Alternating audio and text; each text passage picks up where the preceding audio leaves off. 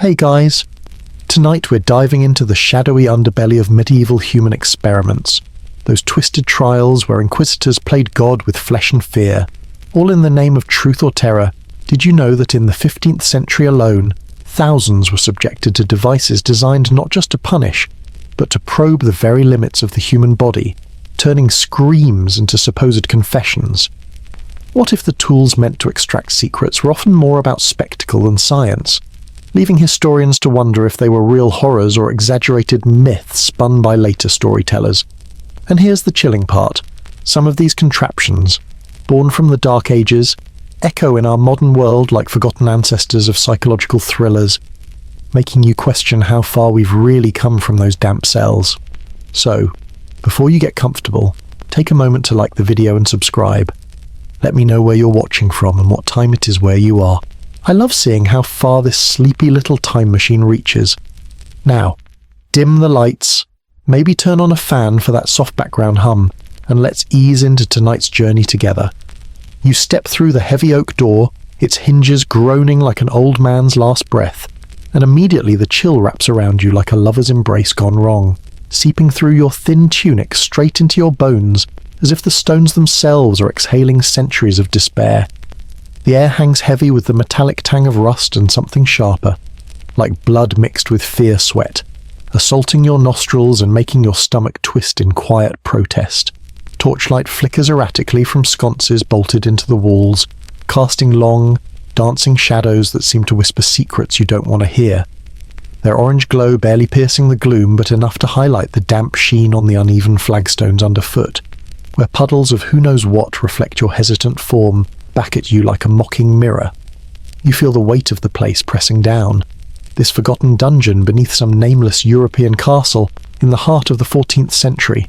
where the Holy Inquisition holds sway, and human experiments aren't about curing diseases, but breaking spirits to unearth hidden heresies, or imagined witchcraft historians still argue whether these chambers were widespread across Spain and Germany, or exaggerated in later accounts to fuel anti-Catholic propaganda. But right now, as you shuffle forward, the debate feels irrelevant because the cold is real, gnawing at your fingertips like tiny invisible teeth. A faint echo reaches you. Not quite a scream, but a low moan from deeper within, bouncing off the arched ceilings crusted with mold and spiderwebs that brush your hair like ghostly fingers. And you can't help but think how this setup is worse than binge-watching a true crime docuseries at 3 p.m, where the horrors are pixels away instead of inches from your skin. Your boots squelch on the filth-strewn floor, a mix of straw gone rotten and unmentionable waste that clings to your soles with a sticky persistence. And as you venture further, the torchlight mutates into jagged patterns on iron bars ahead, revealing cells where figures huddle in corners, their eyes glinting with a mix of resignation and wild hope. One of them, a gaunt man with a beard matted like wet wool, mutters something in Latin, his voice cracking like dry parchment, reminding you that these weren't random cruelties but calculated probes into the soul, often justified by twisted theology that saw pain as a path to purity. You pause, heart thudding softly in your chest, as a rat skitters across your path, its tiny claws scraping stone in a rhythm that mimics a distant heartbeat. And there's that ironic twist in an age when leeches were prescribed for everything from headaches to heresy. These dungeons turned people into living test subjects, their bodies the canvas for inquisitors' grim artistry absurdly. Some devices started as repurposed blacksmith tools, like hammers meant for forging swords now bending wills instead. The chill deepens as you approach the first chamber, your breath visible in faint puffs that swirl like smoke from a dying fire, and you sense the injustice hanging thick in the air, a sad undercurrent where innocents were labelled experiments in divine judgment, their pleas dissolving into the damp like forgotten prayers. Lightly, you smirk at the thought that this is humanity's version of a bad science fair project, where the hypothesis is always guilt and the results are rigged. Zoom out for a moment, and the dungeon sprawls like veins in a colossal stone heart, pulsing with the quiet terror of an era when knowledge came at the cost of screams, each echo a reminder that progress often walks hand in hand with barbarity, leaving you to ponder if we're any better today with our subtle interrogations hidden behind screens and data. But the pull draws you onward, the metallic tang sharpening as iron grates come into view. their bars cold to the touch when you brush them accidentally, sending a jolt up your arm like an electric fence from a nightmare farm. Historians debate if such places were as pervasive as tales suggest, or amplified by Enlightenment writers seeking to demonize the past. Yet here in the flickering half-light, the debate fades into irrelevance as a guard's silhouette emerges from the shadows, his keys jangling like a sinister wind chime. You swallow hard, the taste of dust coating your tongue, and wonder how anyone survived this sensory assault, the constant drip-drip from unseen leaks, mimicking a torturous metronome that counts down to something inevitable, worse than being stuck in traffic during a heatwave, where at least you can crank the AC. Here the chill is your only companion, wrapping tighter as the guard motions you forward with a grunt. The torchlight catches on his face, pockmarked and impassive, a man who's seen too many experiments to flinch anymore. And there's that shocking element in these times. Torture wasn't just punishment, but a pseudo-scientific method to extract truth, with inquisitors logging reactions like mad alchemists chasing gold from lead, their notes surviving in dusty archives to haunt modern scholars. You feel a pang of empathy for those who came before, their bodies twisted in pursuits that yielded nothing but pain, a lightly dramatized tragedy where the human spirit bent but rarely broke completely. Sarcastically, you think how this beats any escape room challenge, where the puzzles are your own bones and the timer is eternity. As you cross the threshold into the main hall, the air grows thicker with the scent of unwashed despair, and the chill mutates into a bone-deep ache that promises more to come, leaving you staring at the first device looming in the dimness, a wooden frame that looks deceptively simple, like a carpenter's bench gone rogue. The shadows play tricks, making the rack's wheels seem to turn on their own, and a psychological chill crawls up your spine, whispering that this is just the beginning, the metallic tang now mingling with the faint, acrid hint of sweat and fear from those who've lain here before, pulling you deeper into the question of what horrors await when the stretching starts. The wooden frame creaks beneath you as the Inquisitor's assistants haul you onto it, your back slamming against the splintered planks with a thud that reverberates through your ribs like a distant thunderclap. And immediately the rough ropes bite into your wrists and ankles, coarse fibers scraping skin raw as if they're hungry for the first taste of blood. The chill from the stone floor rises up through the wood, numbing your spine while the metallic tang in the air sharpens into something acrid, like overheated iron mingled with the sour reek of old sweat from countless others who've lain here before you. You feel the gears turning slowly at first, a low grinding noise that vibrates up your arms and legs, stretching your body inch by agonizing inch, joints popping with soft, wet cracks that echo in the chamber like brittle branches snapping underfoot in a winter forest. Historians still debate whether the rack was invented in ancient Rome or refined by medieval torturers in England around the 15th century. But right now, as your muscles scream in protest, the origin feels as irrelevant as arguing over who first thought up the wheel while your own body becomes one. Cold sweat beads on your forehead, trickling down like icy fingers tracing paths of dread, pooling in the hollows of your collarbone and making your thin shirt cling like wet wool. Heavy and suffocating, a sensory struggle that amplifies every tug of the mechanism. There's an ironic modern aside in this. Worse than that endless yoga class where the instructor promises enlightenment through discomfort. But here the only revelation is how fragile your frame really is. Bones elongating under pressure like taffy pulled too far. The Inquisitor leans in close, his breath hot and foul with hints of garlic and ale, murmuring questions about hidden sins or heretical thoughts. His voice a monotonous drone that blends with the drip-drip of water from the ceiling, each drop landing on the floor like a tiny accusation absurdly. Some racks were fitted with rollers made from repurposed wagon wheels, turning everyday transport into instruments of torment. A tidbit that might make you chuckle if your shoulders weren't dislocating with a burning ache that radiates down your arms like fire ants marching in formation. You gasp as the stretch intensifies, your chest heaving against the strain, the injustice of it all settling like a lead weight in your gut because you're innocent. Or at least that's what you tell yourself. But in these times, guilt is as flexible as the truth they seek, lightly dramatized in the sad eyes of a fellow prisoner watching from the shadows, his own limbs twisted from a prior session, a shocking element where empathy flickers briefly before the pain demands all your focus. Sarcastically, You think how this beats any corporate team-building exercise, where trust falls are metaphorical instead of literal descents into agony, and as the torchlight flickers nearby, mutating from the steady orange glow of the entrance into erratic jumps that cast grotesque shadows on the walls, like elongated figures dancing a macabre jig. You wonder if this is what they meant by stretching the limits of human endurance. Zoom out for a breath, and the dungeon expands in your mind like a vast underground labyrinth. Veins of suffering pulsing through the earth, each chamber a node where power flexes its muscles over the weak. A poetic interlude that widens the horror from your personal torment to the collective sigh of an era drowning in suspicion.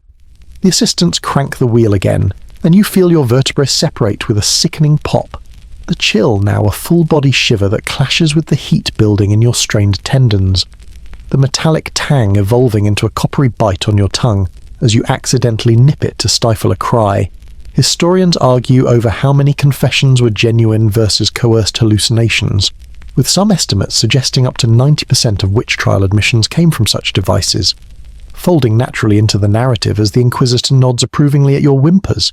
mistaking pain for penitence. Your mind wanders in delirium, flashing to absurd historical uses like the rack being employed on knights during the Crusades to extract battle secrets, their armoured bravado crumbling under the same pull that now threatens to snap your resolve. Lightly sarcastic, it's almost comical how humanity's quest for truth often starts with breaking bodies, like smashing a piggy bank to count the coins inside. The sensory struggle peaks as sweat stings your eyes, blurring the torchlight into hazy halos that dance mockingly, and the wet wool feeling of your clothes turns clammy, sticking like a second skin that's too tight, too insistent, while the injustice gnaws deeper, a sad undercurrent where you realize this isn't just punishment but an experiment in human fragility, testing how far flesh can go before the spirit yields. You arch involuntarily, the pain a white-hot line from heels to crown, and in that moment, empathy swells for the nameless souls who've endured this before, their echoes lingering in the air like ghosts shocking, how some survived only to recant later, their bodies mangled but minds unbroken, a lightly dramatized triumph amid the horror. The Inquisitor pauses, wiping his brow with a rag that smells faintly of vinegar, used perhaps to revive the fainted, and you catch a breath,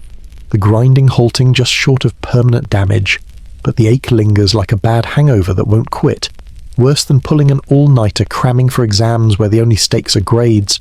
Not your soul. As the torchlight steadies once more, casting long shadows that seem to reach for you like accusatory fingers,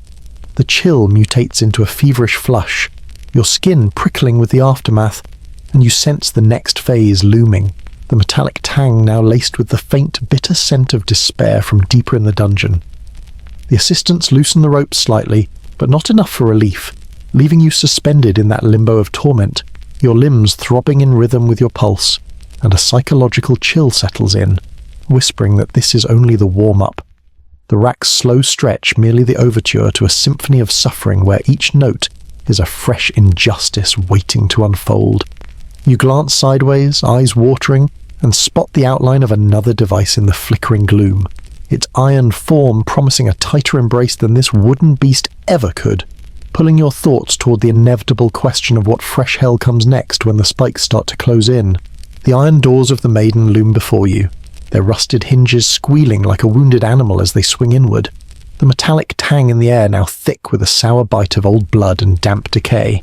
stinging your nostrils as you're shoved forward, your bare feet slipping on the slick stone floor, still wet from the last occupant's sweat or worse. The torchlight flickers wildly, casting jagged shadows that twist the Maiden's spiked interior into a grinning maw, its iron thorns glinting like teeth ready to snap shut,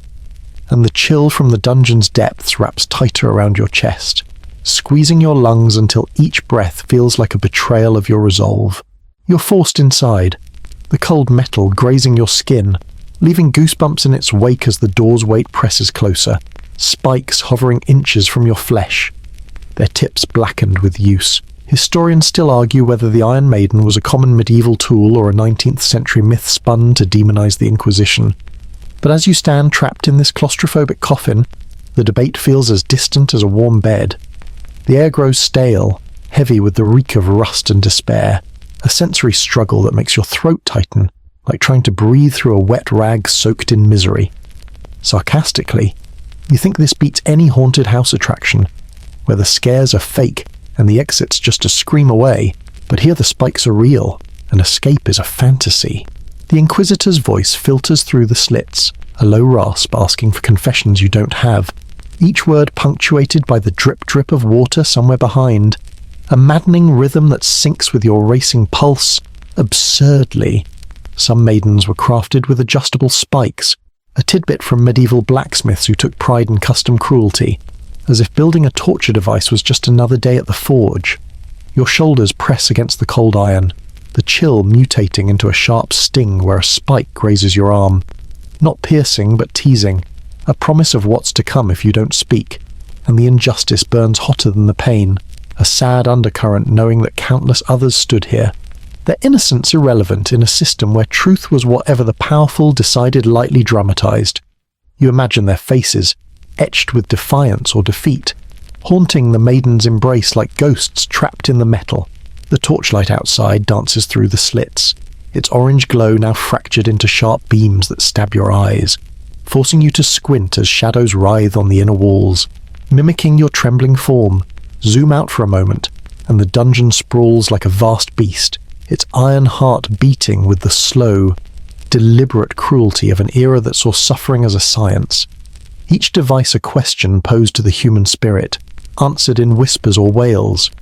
Your breath catches as the door inches closer, a mechanical groan vibrating through your bones. The spikes now so near you feel their cold radiating like a winter storm, and the metallic tang evolves into a coppery flood on your tongue as you bite your lip to stifle a gasp worse than being stuck in a packed elevator with no AC, where the discomfort is fleeting. Here it's eternal, or at least feels that way. The Inquisitor's assistant, a hulking figure with a face like weathered leather, adjusts a lever, and you hear a faint click,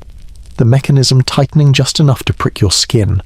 A shocking sting that sends a jolt of empathy for those who endured this fully, their bodies pierced while their spirits clung to hope or crumbled entirely.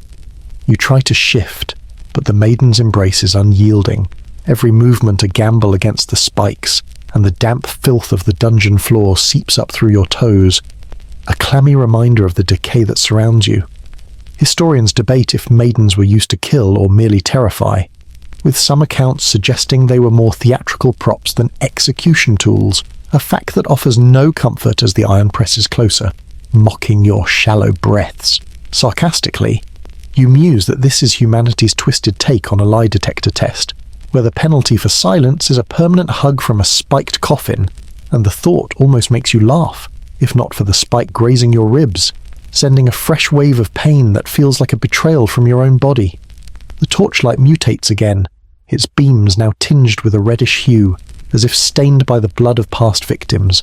and the chill deepens into a bone-deep ache that makes you shiver uncontrollably, your muscles twitching against the iron's unyielding grip. A faint moan echoes from another cell, a reminder of the shared misery in this underground hell, and you feel a pang for the forgotten souls whose stories never made it to the history books, their suffering a footnote in the grand experiment of control lightly. You imagine them whispering encouragement, their voices blending with the dripping water, urging you to hold on. The Inquisitor leans closer, his eyes glinting like the spikes, and asks again for a name, a sin, anything to stop the mechanism, but you clamp your jaw shut, the coppery taste intensifying as you bite harder, refusing to give in to this rigged game of truth. The maiden's door creaks another inch, the spikes now kissing your skin in a dozen places, each one a tiny explosion of pain that threatens to unravel your defiance, and the air grows thinner, like trying to suck oxygen through a straw clogged with despair. As the torchlight dims, swallowed by the shadows, the metallic tang blends with the sour stench of your own fear, and a psychological chill settles in your gut, whispering that the maiden is just a prelude, a cruel appetizer before the next device twists open secrets you didn't know you had, leaving you staring into the darkness where something new and sinister waits to bloom. The heavy iron door of the maiden swings open with a reluctant groan, releasing you into the damp arms of the dungeon once more. But the relief is fleeting as rough hands seize your arms, dragging you toward a small, sinister table where a glinting metal device lies waiting, its pear-shaped form catching the torchlight like a cruel jewel. And the metallic tang in the air now mixes with a rancid whiff of decay, clawing at your throat as if the dungeon itself is exhaling the ghosts of its victims. Your bare feet stumble on the uneven stone, slick with filth that squelches underfoot. A sensory assault that makes your stomach churn like you've just smelled a fridge gone bad for centuries. The Inquisitor, his face half shadowed by the flickering torchlight, gestures to the pair of anguish, its polished surface hiding a mechanism that promises to bloom inside you. And as you're forced to sit, the chill of the stone bench seeps through your tattered clothes, numbing your thighs while your heart hammers with a dread that feels heavier than the chains binding your wrists. Historians still argue whether the pear was used primarily in France, or merely a gruesome legend embellished by later chroniclers, but as its cold metal brushes your lips, the debate feels as useless as arguing over the brand of a guillotine. The device is inserted, its smooth surface deceivingly gentle at first, but then the Inquisitor turns a screw, and the pear begins to unfurl, its segments grinding open with a sickening screech that vibrates through your jaw, sending a burning throb radiating inward like a fire spreading through dry grass. Sarcastically, you think this is worse than the world's most sadistic dentist appointment, where the drill never stops and the Novocaine is just a myth.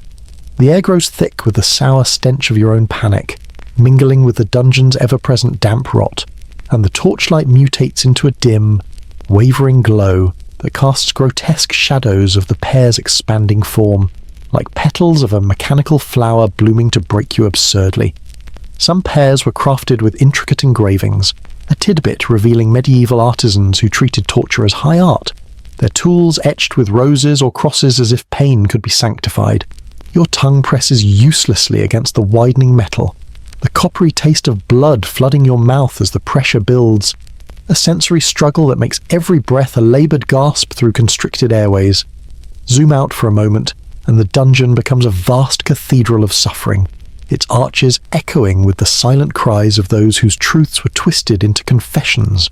a poetic reminder that humanity's quest for certainty often carves its answers in flesh. The Inquisitor's voice drones on, demanding names of supposed heretics, each word punctuated by the relentless drip-drip from the ceiling, a torturous rhythm that syncs with the pulsing ache in your skull, worse than being stuck in a Zoom meeting with a glitchy connection, where every pause feels like a lifetime. Here, it's your own body betraying you under the pear's relentless expansion. A shocking sting erupts as the metal presses harder, splitting delicate tissues, and you feel a pang of empathy for the countless others who endured this, their silence or screams equally ignored in a system where guilt was a foregone conclusion, lightly dramatized in the way their eyes must have pleaded from the shadows, now watching you from the cell's corners. The chill in the air deepens, your sweat-soaked tunic clinging like wet wool, heavy and suffocating, as the injustice of it all burns hotter than the pain. Knowing this device wasn't just for punishment, but an experiment in human limits, testing how much a body could take before the mind shattered. Historians note that some victims survived the pear only to face worse fates, their confessions often discarded as delirium, a fact that offers no comfort as your jaw trembles under the strain. Sarcastically, you muse that this is humanity's twisted version of cracking a walnut, where the nut is your dignity and the reward is someone else's satisfaction. And the torchlight flickers erratically, its orange glow now tinged with a sickly yellow, as if reflecting the nausea rising in your gut. Your hands clench against the ropes, nails digging into palms, drawing tiny beads of blood that add to the metallic tang flooding your senses, and the damp filth beneath you feels alive, crawling up your skin like 1,000 tiny accusations. Lightly, you imagine the faces of those who came before, their defiance or despair etched into the dungeon stones, urging you to hold on even as the pear's screws turn again, sending a fresh wave of agony that threatens to drown your resolve. The Inquisitor pauses, wiping his hands on a rag that smells faintly of oil and vinegar,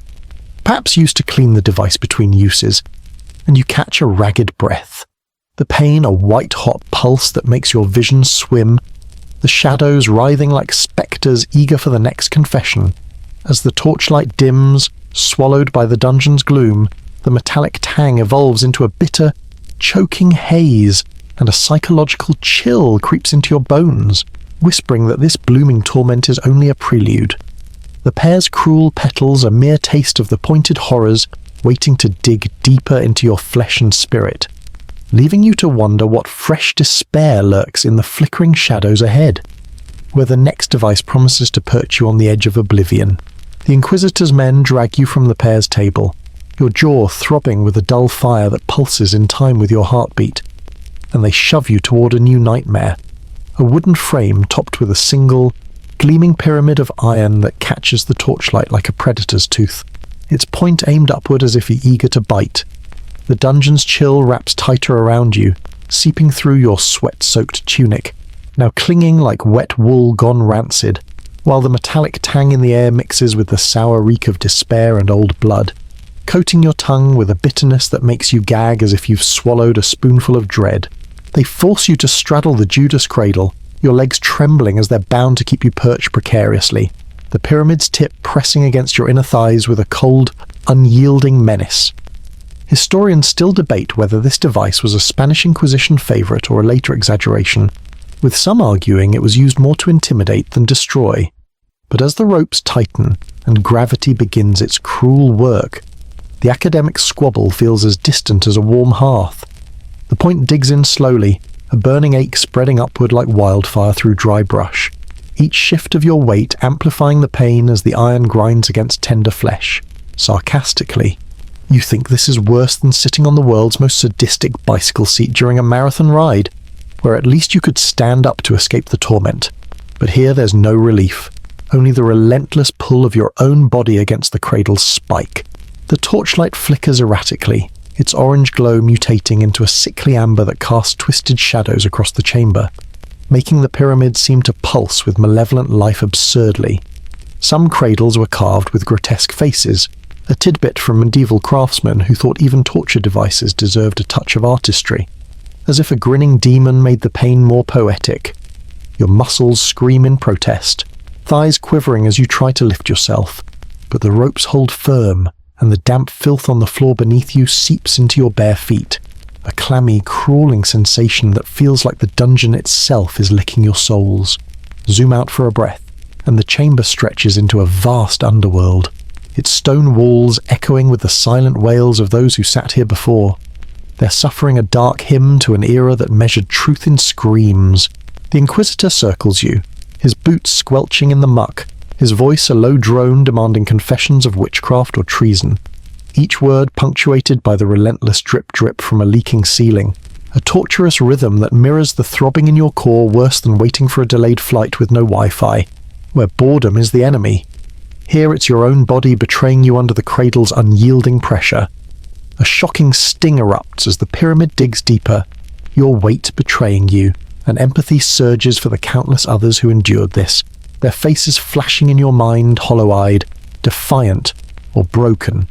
their spirits clinging to scraps of hope in a system rigged to crush them, a lightly dramatized tragedy that makes your chest ache almost as much as your body. The metallic tang evolves into a coppery flood, your bitten lip adding fresh blood to the sensory assault, and the wet wool sensation of your tunic grows heavier, sticking like a second skin that's suffocating you. Historians note that some victims were left on the cradle for days, their bodies mangled but minds intact enough to recant later, a fact that offers no comfort as your thighs burn with a pain that feels like 1,000 needles stitching your flesh together. Sarcastically, you muse that this is humanity's twisted version of a trust fall, where the only thing catching you is a spike and the only trust is in your own endurance. And the torchlight dims, its shadows now writhing like accusatory spirits, pointing fingers at your faltering resolve. Your hands, bound behind you, clench into fists, nails digging into palms, and the chill deepens into a feverish flush that clashes with the icy stone beneath, making you shiver uncontrollably as the injustice of it all burns hotter than the pain lightly. You imagine the whispers of those who survived this, their voices blending with the dripping water, urging you to hold on even as your strength ebbs. The Inquisitor pauses, wiping his brow with a rag that smells faintly of stale wine, perhaps used to revive the fainted, and you catch a ragged breath, the pain a searing pulse that makes your vision swim, the shadows blurring into grotesque shapes that mock your suffering. As the torchlight fades further, swallowed by the dungeon's gloom, The metallic tang blends with the sour stench of your own fear, and a psychological chill settles in your gut, whispering that the cradle's bite is only a prelude to a fiercer inferno, one where the heat of bronze and the roar of flames wait to consume what little resolve you have left, leaving you to wonder what fresh torment lurks in the flickering darkness, where the next device promises to burn away your last defenses. The ropes around your wrists chafe raw as the Inquisitor's men haul you off the Judas cradle,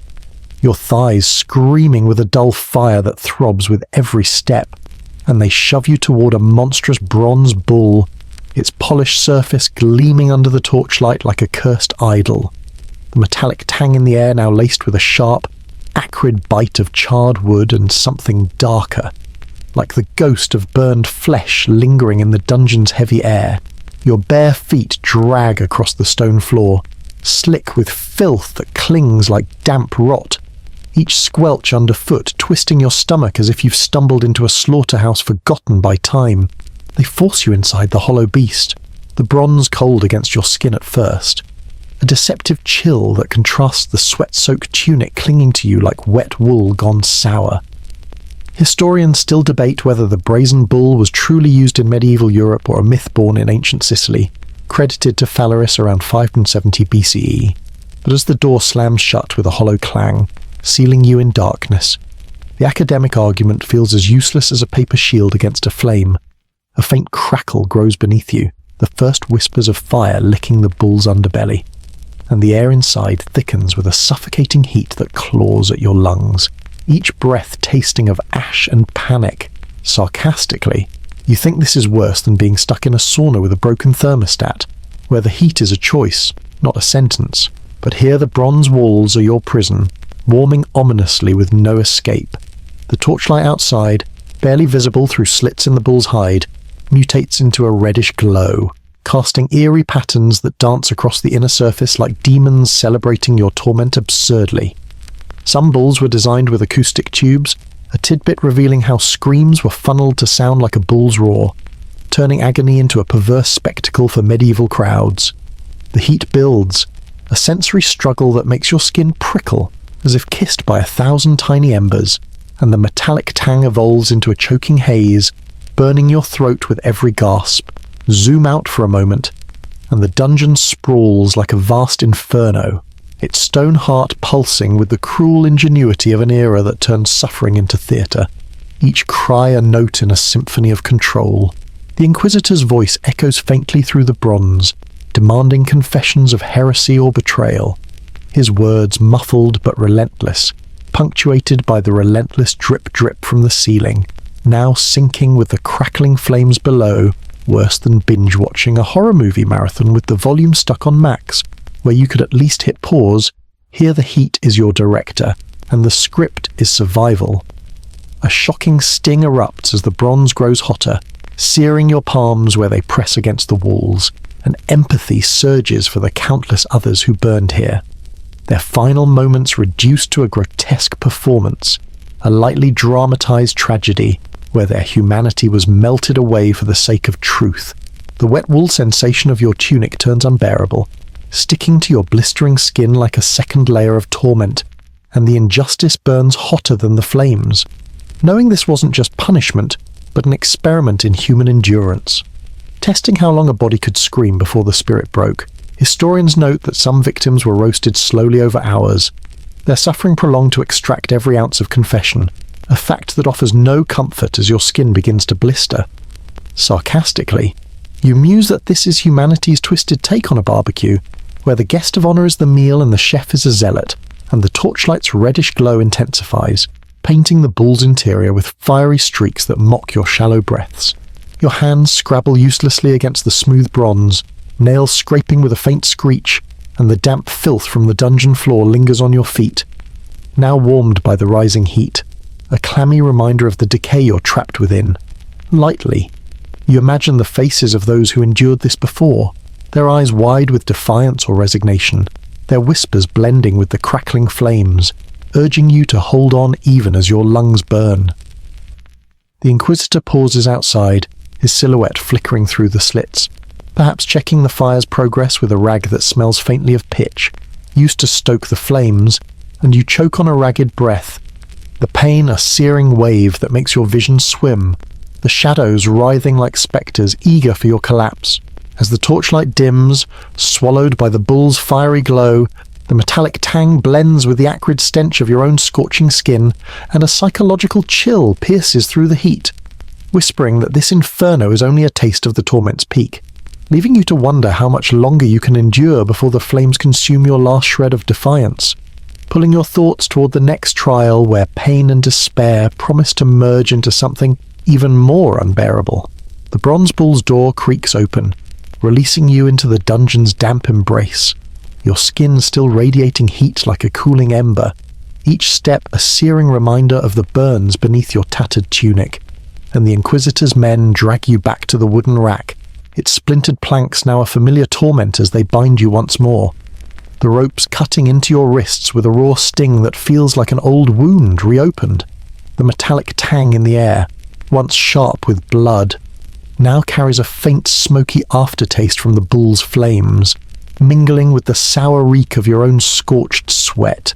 a sensory assault that makes your throat tighten as if you're swallowing ash. The rack's gears groan to life again, stretching your already battered limbs with a slow, deliberate pull, joints creaking like dry timber under strain, and the chill of the stone floor creeps up through the wood,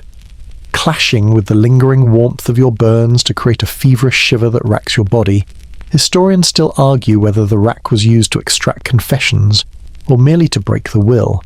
with some claiming up to 70% of witch trial admissions were coerced this way. But as your shoulders strain against the ropes, the debate feels as hollow as the promises of mercy whispered in these cells. Cold sweat pours down your face, trickling like icy rivulets into the hollows of your neck, soaking the wet wool of your tunic that clings like a second skin, heavy and suffocating. Sarcastically, you think this is worse than a CrossFit session gone rogue, where the coach yells one more rep but the weights are your own bones, and there's no protein shake waiting at the end. The torchlight flickers erratically, its orange glow mutating into a hazy red, tinged with the smoke still clinging to your skin, casting shadows that twist the rack's frame into a skeletal beast ready to snap you in half absurdly.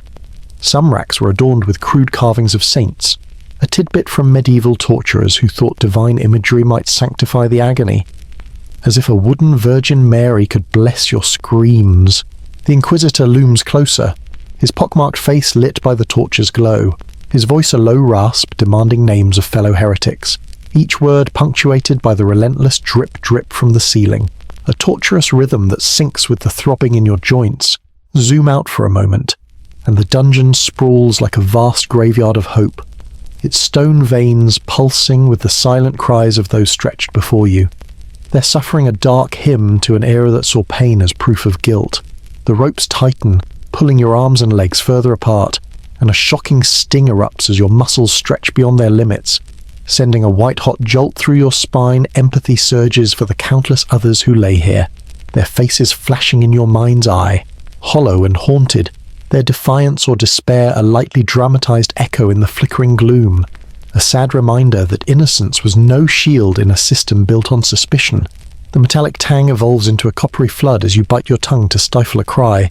the wet wool sensation of your tunic now unbearable, sticking to your burned skin like a cruel bandage, worse than being stuck in a packed subway car during a heatwave, where you can at least dream of the next stop. Here the only destination is more pain.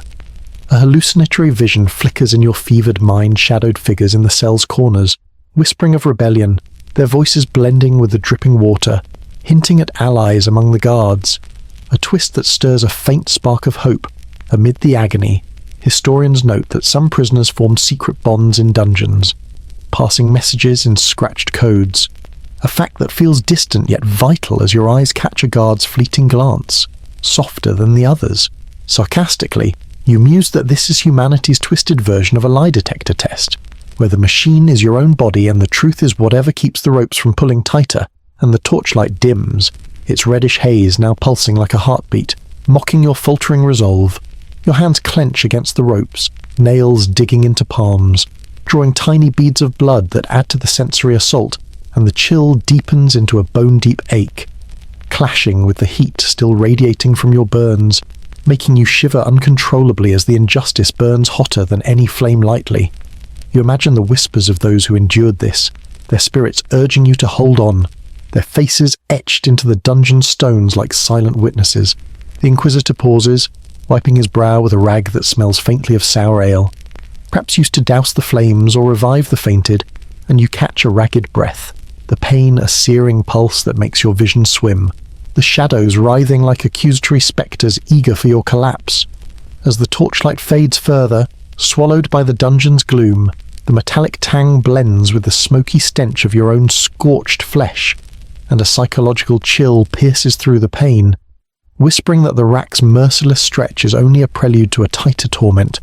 where the spikes of another device wait to squeeze your fading hope, leaving you to wonder what fresh despair lurks in the flickering darkness,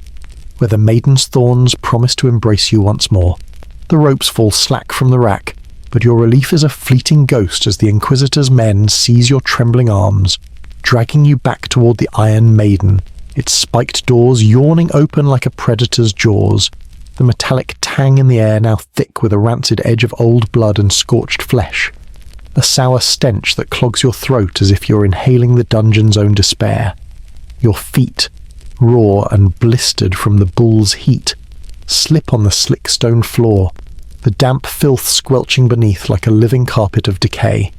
each step sending a jolt of pain through your burned thighs that feels like walking on broken glass. They shove you into the maiden's cold embrace, the iron thorns grazing your skin with a chilling promise, their tips glinting under the torchlight that flickers like a dying pulse, casting jagged shadows that twist the spikes into claws reaching for your shallow breaths. Historians still argue whether the Iron Maiden was a widespread tool or a myth spun by 19th century propagandists to vilify the Inquisition. But as the doors inch closer, the debate feels as useless as a whispered prayer in this suffocating coffin. The spikes press tighter, a burning sting erupting where they kiss your ribs, each prick a tiny explosion that radiates through your battered body. Sarcastically, you think this is worse than squeezing into a packed Black Friday sale crowd, where the worst you'd get is an elbow to the ribs, not a spike threatening to puncture your resolve. The air inside grows thin, heavy with the reek of rust and your own fear sweat, a sensory struggle that makes your lungs ache as if you're breathing through a cloth soaked in dread absurdly. Some maidens were fitted with viewing slits, a tidbit revealing how crowds gathered to watch the accused suffer, turning torture into a medieval spectator sport. The torchlight outside mutates into a sickly yellow, its beams slicing through the slits to paint grotesque patterns on the inner walls, like spectres mocking your faltering gasps. Zoom out for a moment, and the dungeon sprawls like a vast beast, its iron heart beating with the cruel rhythm of an era that saw pain as a path to truth, each spike a question carved into flesh. The Inquisitor's voice rasps through the slits, demanding names of supposed conspirators, each word punctuated by the relentless drip-drip from the ceiling.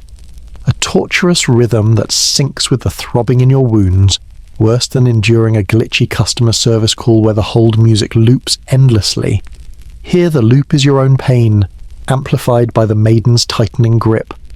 A shocking jolt erupts as a spike grazes deeper, drawing a thin line of blood that trickles warm against your chilled skin, and empathy surges for the countless others who stood here, their faces flashing in your fevered mind, hollow-eyed, defiant, or broken, their spirits a lightly dramatized echo in the flickering gloom, a sad reminder that innocence was no shield in a system built on suspicion. The wet wool sensation of your tunic, now soaked with blood and sweat, clings like a cruel second skin, heavy and suffocating, and the injustice burns hotter than the pain. Knowing this device wasn't just for punishment, but an experiment in human fragility, testing how much a body could endure before the mind shattered. Historians note that some victims survived the Maiden, their bodies scarred, but spirits intact enough to recount later, a fact that offers no comfort as the spikes press closer. Sarcastically, you muse that this is humanity's twisted version of a stress test, where the machine is your own flesh, and the results are measured in screams. And the torchlight dims, its yellowish haze now pulsing like a fevered heartbeat, mocking your trembling resolve. Your hands, bound behind you, clench into fists, nails digging into palms, adding fresh blood to the sensory assault, and the chill deepens into a bone-deep ache that clashes with the warm trickle down your side, making you shiver uncontrollably as the injustice gnaws at your core lightly. You imagine the whispers of those who endured this, their voices blending with the dripping water, hinting at a guard's fleeting glance, softer than before, a twist suggesting hidden allies in the shadows. The Inquisitor pauses, wiping his hands on a rag that smells faintly of vinegar and rust, perhaps used to clean the spikes between uses, and you catch a ragged breath, the pain a searing pulse that makes your vision swim, the shadows writhing like accusatory spirits eager for your collapse. A hallucinatory vision flickers in your fevered mind, shadowed figures in the cell's corners, their eyes glinting with a spark of rebellion, whispering of secret plans scratched into the stones. A faint hope that stirs amid the agony. Historians note that some prisoners formed covert alliances, passing messages in the dark, a fact that feels vital as you catch the guard's gaze again, his nod almost imperceptible. As the torchlight fades further, swallowed by the dungeon's gloom, the metallic tang blends with the sour stench of your own blood, and a psychological chill pierces through the pain, whispering that the maiden's tightening embrace is only a prelude to a fiercer torment, where the pear's cruel petals wait to bloom again, leaving you to wonder what fresh despair lurks in the flickering darkness, where the next device promises to twist your fading hope into something unrecognizable. The Iron Maiden's doors creak open, releasing you from its spiked grasp. But your respite is a cruel mirage as the Inquisitor's men seize your trembling form, dragging you back to the table where the pear of anguish waits, its polished metal glinting under the torchlight like a venomous fruit. The metallic tang in the air now thick with a nauseating blend of blood and damp rot, coating your throat as if you've swallowed the dungeon's own sickness. Your blistered feet stumble on the slick stone floor, the filth squelching beneath like a living mire, each step sending a jolt of pain through your scorched and pierced body, a sensory assault that makes your stomach lurch as if you've just opened a fridge to find a medieval nightmare gone rancid. They force you to sit, the cold bench biting into your burns, and the pear is thrust toward your mouth again, its smooth surface a deceptive promise before the screws turn, unfurling its segments with a grinding screech that sends a burning throb radiating through your jaw. Fiercer now, like a wildfire reigniting in dry grass. Historians still argue whether the pear was a common tool across Europe or a sensationalized tale, with some claiming its use was exaggerated to demonize the Spanish Inquisition. But as the metal blooms inside you, the debate feels as useless as a whisper in a storm. The pain intensifies, a white-hot pulse that makes your vision swim, each segment pressing harder against tender tissues, and the air grows heavy with the sour stench of your own panic, mingling with the dungeon's ever-present decay. Sarcastically, you think this is worse than a horror movie marathon gone wrong, where the jump scares are fleeting, but here the terror is your own flesh, twisted by a device that feels like it's auditioning for a slasher flick starring role. The torchlight flickers erratically, its sickly yellow glow mutating into a dim, blood-tinged haze that casts grotesque shadows of the pear's expanding form, like a mechanical beast devouring your resolve absurdly. Some pears were fitted with springs to prolong the torment, a tidbit revealing medieval torturers' obsession with precision, as if turning pain into a science made it less barbaric. Your tongue fights uselessly against the widening metal, the coppery flood of blood overwhelming your senses, a sensory struggle that makes every breath a laboured gasp through a throat choked with dread. Zoom out for a moment, and the dungeon sprawls like a vast underworld, its stone veins pulsing with the silent screams of those whose truths were wrenched apart. A poetic reminder that humanity's quest for answers often carved its path through flesh and fear. The Inquisitor's voice drones through the haze, demanding names of hidden heretics, each word punctuated by the relentless drip-drip from the ceiling, a torturous rhythm that syncs with the throbbing in your skull worse than streaming a true crime podcast with no skip button, where you can at least pause the horror. Here it's your own body narrating the pain. A shocking sting erupts as the pear's segments dig deeper, splitting delicate tissues, and empathy surges for the countless others who endured this, their faces flashing in your fevered mind, hollow-eyed, defiant, or shattered.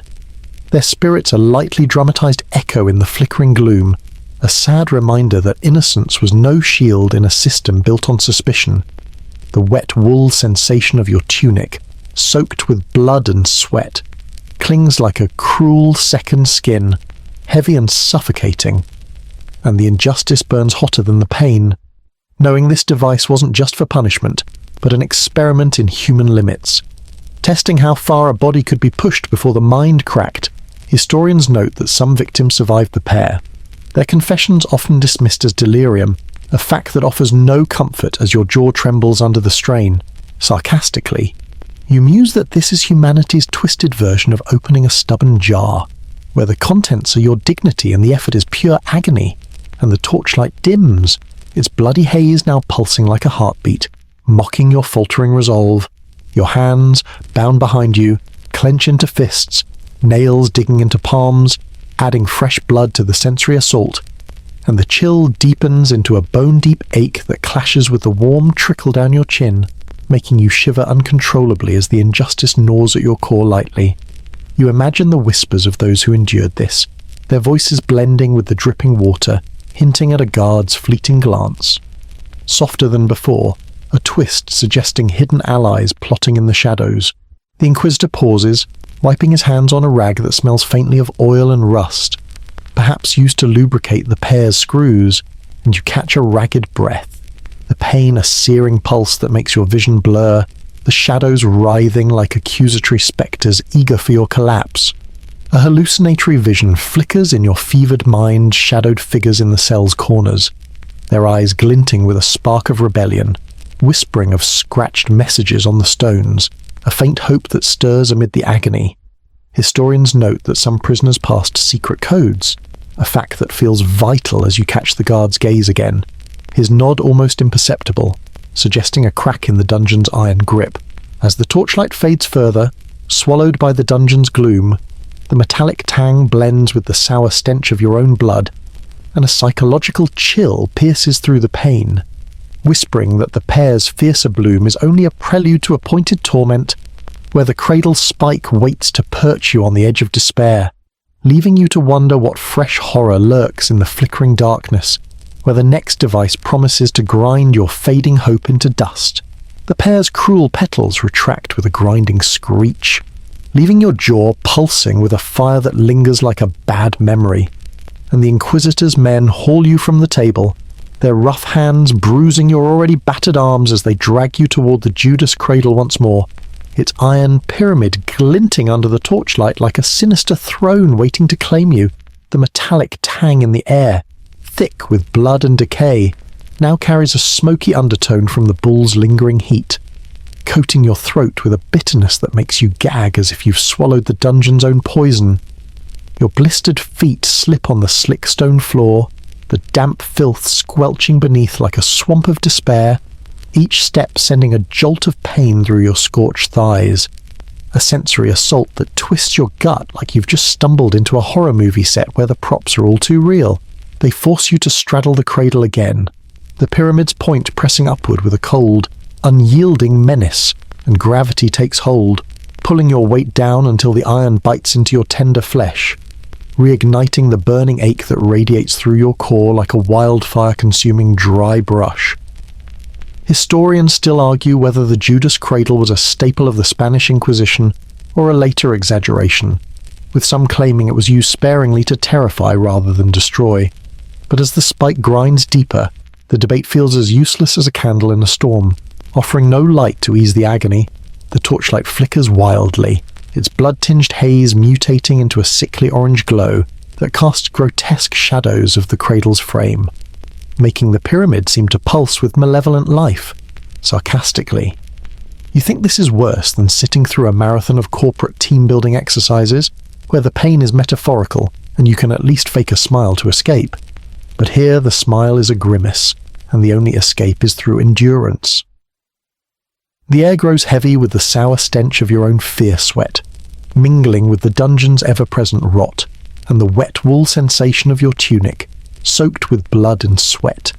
clings like a cruel second skin, heavy and suffocating, amplifying every throb of pain absurdly. Some cradles were fitted with weights to increase the pressure, a tidbit revealing medieval torturers' knack for turning simple physics into sadistic art. As if gravity needed an assist to break a human spirit, your muscles scream in protest, thighs quivering as you try to lift yourself. But the ropes hold firm, and the chill of the stone floor seeps up through the cradle, clashing with the lingering heat from your burns to create a feverish shiver that racks your body. Zoom out for a moment, and the dungeon sprawls like a vast underworld, its stone veins pulsing with the silent wails of those who perched here before, their suffering a dark hymn to an era that weighed truth in pounds of pain. The Inquisitor circles you, his boots squelching in the muck, his voice a low drone demanding confessions of witchcraft or treason, each word punctuated by the relentless drip-drip from the ceiling, a torturous rhythm that sinks with the throbbing in your core worse than being stuck in a traffic jam during a heatwave. Where you can at least crank the AC, here the only relief is a fleeting hope that flickers like a dying ember. A shocking sting erupts as the pyramid digs deeper, your weight betraying you, and empathy surges for the countless others who endured this, their faces flashing in your fevered mind, hollow-eyed, defiant, or broken, their spirits a lightly dramatized echo in the flickering gloom, a sad reminder that innocence was no shield in a system built on suspicion. The metallic tang evolves into a coppery flood as you bite your lip to stifle a cry, the blood mixing with the smoky haze from the bull's flames, and the injustice burns hotter than the pain. Knowing this device wasn't just for punishment, but an experiment in human limits, testing how far a body could be pushed before the mind shattered. Historians note that some victims were left on the cradle for days, their bodies mangled but spirits intact enough to recant later, a fact that offers no comfort as your thighs burn with a pain that feels like 1,000 needles stitching your flesh together. Sarcastically,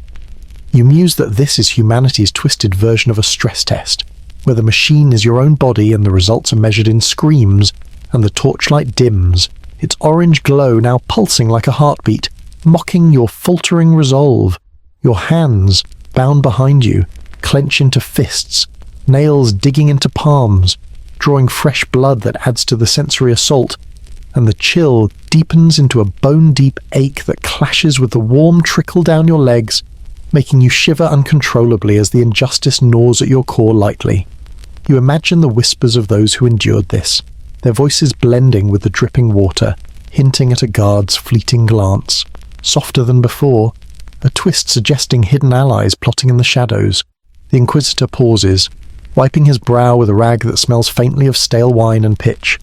perhaps used to stoke the bull's flames or revive the fainted, and you catch a ragged breath, the pain a searing pulse that makes your vision swim, the shadows writhing like accusatory spectres eager for your collapse. A hallucinatory vision flickers in your fevered mind, shadowed figures in the cell's corners, their eyes glinting with a spark of rebellion, whispering of scratched messages on the stones. A faint hope that stirs amid the agony. Historians note that some prisoners passed secret codes, forming covert alliances in the dark, a fact that feels vital as you catch the guard's gaze again, his nod almost imperceptible, suggesting a crack in the dungeon's iron grip. The cradle's spike grinds deeper, merging with the bull's lingering heat, and a new torment emerges as the Inquisitor signals for the fire to be stoked again, the crackling flames beneath the cradle sending waves of heat that sear your already blistered skin, a sensory overload that makes your lungs burn with each shallow breath, worse than being stuck in a packed concert venue with no exit, where the crowd's heat is temporary. Here, it's a deliberate inferno, testing your endurance like a scientist probing a specimen.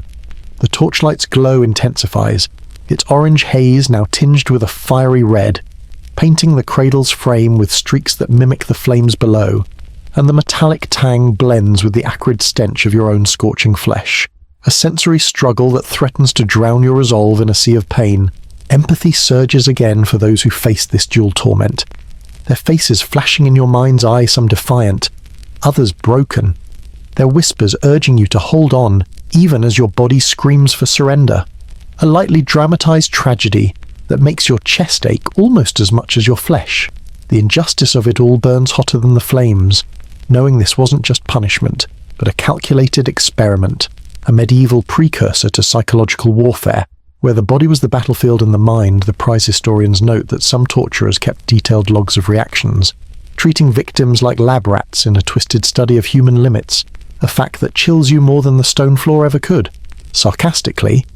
you muse that this is humanity's twisted version of a hot yoga class, where the instructor is a zealot and the poses are designed to break you, and the wet wool sensation of your tunic, now soaked with blood, sweat, and ash, clings like a cruel second skin, amplifying every throb of pain. The torchlight flickers erratically, its fiery glow now pulsing like a warning, and the chill mutates into a feverish flush that clashes with the searing heat, making you shiver uncontrollably as the pain peaks, a white-hot crescendo that threatens to shatter your defiance. As the flames crackle louder, the metallic tang blends with the smoky stench of your own torment, and a psychological chill pierces through the inferno, whispering that this peak of agony is the dungeon's cruelest test yet, leaving you to wonder what fresh horror awaits when the flames die down, where the next device promises to engulf your fading hope in a final, unbearable blaze. The flames beneath the Judas cradle die to a smoulder, their crackling fading into a low hiss as the Inquisitor's men haul you from the pointed perch, your thighs screaming with a searing ache that pulses like a heartbeat forged in fire, and they drag you toward the brazen bull once more, its bronze surface gleaming under the torchlight like a molten beast ready to swallow you whole. The metallic tang in the air, thick with ash and blood, now carries a choking heat that burns your throat, as if the dungeon's own fury is rising to meet the inferno, and the damp filth on the stone floor squelches under your blistered feet, each step a jolt of agony that feels like wading through a swamp of despair, your sweat-soaked tunic clinging like wet wool gone rancid, heavy with the weight of your own scorched flesh. They force you back inside the bull's hollow belly, the bronze wall still warm from its last use, radiating a suffocating heat that wraps around you like a lover's embrace, turned lethal. Historians still argue whether the brazen bull was a medieval reality or a myth born in ancient Sicily, with some claiming its screams were engineered to mimic a bull's roar for dramatic effect. But as the door slams shut with a hollow clang, sealing you in darkness, the debate feels as futile as shouting into a void. The first crackle of flames reignites beneath, a roar that shakes the bronze, sending waves of heat clawing at your skin like 1,000 tiny demons, each breath a laboured gasp that tastes of ash and panic. Sarcastically, you think this is worse than being locked in a car on a scorching summer day, where you can at least crack a window, but here the windows are slits, and the only breeze is the inferno's breath. The torchlight outside, barely visible through the bull's narrow openings, mutates into a fiery red glow, painting the inner walls with streaks that dance like hellfire, their patterns mocking your shallow gasps absurdly. Some bulls were fitted with bellows to fan the flames, a tidbit revealing medieval torturers' flair for turning engineering into sadism, as if roasting a human needed a touch of theatrical flair. Your skin blisters anew, the heat a sensory struggle that makes every pore scream, and the wet wool sensation of your tunic fuses with your burns, a suffocating second skin that amplifies the torment. Zoom out for a moment, and the dungeon sprawls like a vast furnace, its stone heart pulsing with the cruel ingenuity of an era that turned suffering into spectacle, each cry and note in a symphony of power. The Inquisitor's voice echoes faintly through the bronze dust, demanding confessions of heresy or betrayal, his words drowned by the roar of flames and the relentless drip-drip from the ceiling, a torturous rhythm that syncs with the throbbing in your entire body worse than enduring a music festival with no earplugs, where the bass is your own pain, and there's no stage dive to escape. A shocking wave of heat sears your lungs, each breath a scalding knife, and empathy surges for the countless others who burned here, their faces flashing in your fevered mind defiant, resigned, or shattered, their spirits a lightly dramatized echo in the flickering inferno,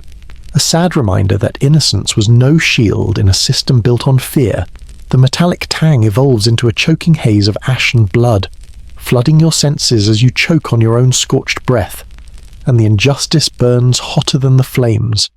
Knowing this wasn't just punishment, but an experiment in human endurance, testing how long a body could scream before the spirit broke. Historians note that some victims were roasted over hours, their suffering prolonged to extract every ounce of confession, a fact that chills you more than the dungeon's stone ever could. Sarcastically, you muse that this is humanity's twisted version of a reality TV show, where the challenge is survival, and the audience is a zealot with a torch. And the torchlight's fiery glow pulses like a warning, its red haze now a blinding blaze that mocks your faltering resolve. Your hands scrabble uselessly against the smooth bronze, nails scraping with a faint screech, and the chill from earlier mutates into a feverish flush that clashes with the searing heat, making you shiver uncontrollably as the pain peaks in a white-hot crescendo, a climax of agony that threatens to shatter your defiance. A hallucinatory vision flickers in your fevered mind shadowed figures in the cell's corners, their eyes glinting with a spark of rebellion, whispering of scratched messages on the stones, a faint hope that stirs amid the inferno.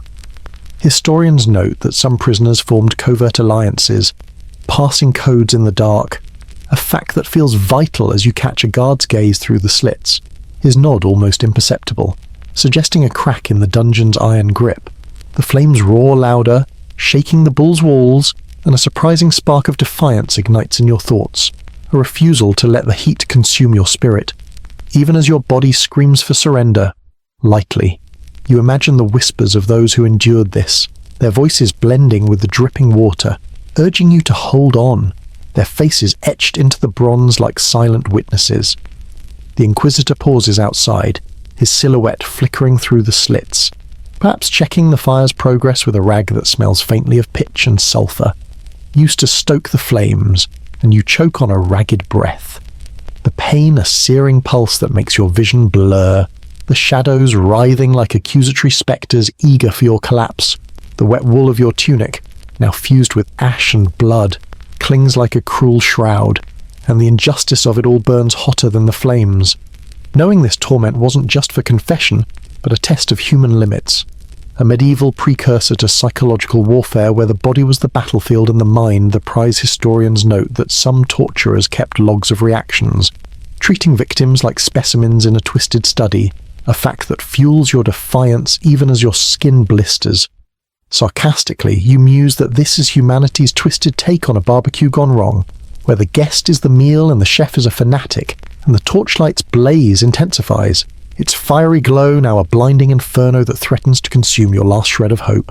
As the flames roar louder, the metallic tang blends with the acrid stench of your own scorching flesh, and a psychological chill pierces through the heat, whispering that this infernal peak is the dungeon's cruelest test, leaving you to wonder how you'll endure when the fire dies down, only to reveal a new torment where the shadows promise allies or betrayal in the flickering gloom ahead. The brazen bull's door groans open, releasing you from its scorching belly, your skin raw and blistered as if kissed by 1,000 embers, and the Inquisitor's men drag you back to the rack, their rough hands bruising your trembling arms, the metallic tang in the air now heavy with ash and blood, a choking haze that clogs your throat like the dungeon's own vengeance.